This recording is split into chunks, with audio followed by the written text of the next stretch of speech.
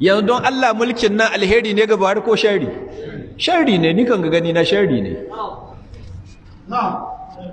Saboda ku kalli irin kwarjinin da aka Buhari 2015 yau yana da korabi ne? Korabi ne babu.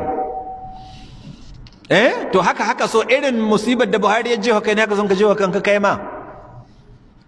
Allah ka samu gama lafiya. To mai shekara 40 kenan to ina ga su Bello abin ta sama 60. Yanzu mi nake nema? In bancin gafara Allah. Amma sai ka ga dan shekara 70 da wani abu shi ke neman mulki. Me za ka yi da mulki da shekara 70? Kai ta zuwa istighfari. Duk wanda ya kai shekara 70 na faɗa mu kakku zabe shi ko? Kakku zabe yaro mai kurciya kwarai kuma kakku zabe tsoho. In kun ka zabi tsoho sai ya koma ya layi mu kun ga dai wanda wanga ya layi. Da karfe 10 ta yi an ce ya kwanta ya kwana. Shikenan yanzu ya kwana da karfe 10 ya bawa ga Najeriya. Ya bata ga yan bariki kuma in so hata waye bai tambaye su ko ba su hada mai abin da sun kai.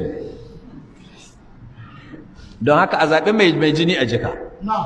Mai sauran kurciya kuma mai tsoron Allah kuma wanda ya san mutuncin mutane mai tsoron Allah wanda ya san girman mutane in ba haka ba ko kuyi nadama Allah ya shiryar da mu to sai Allah tabaraka wa ta'ala ya ce ulaika alladhina nataqabbalu anhum ahsana ma amilu ulaika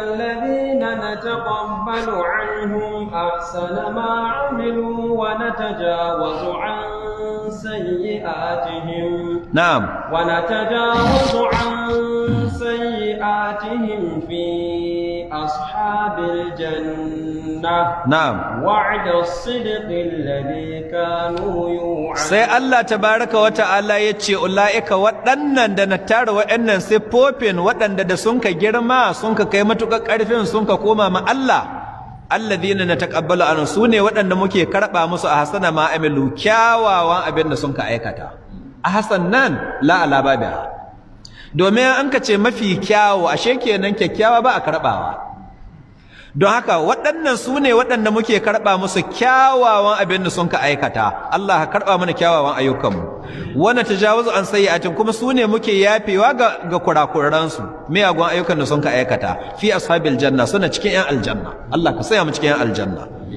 wa'ada sirqi alladhi kanu yu'aduna asas cikin yan aljanna wannan alƙawari ne na gaskiya alladhi kanu yu'aduna wanda sun ka za a ne musu alƙawari da shi lokacin suna duniya annabawa ba su yi mana wa'azi cewa su in mun kai imani mun ka aikata ayyukan ƙwarai akwai aljanna ba to alƙawarin nan da annabawa sun kai Allah ya ce to gashi yanzu an cika ku shiga aljanna Allah ka sa muna cikin waɗanda za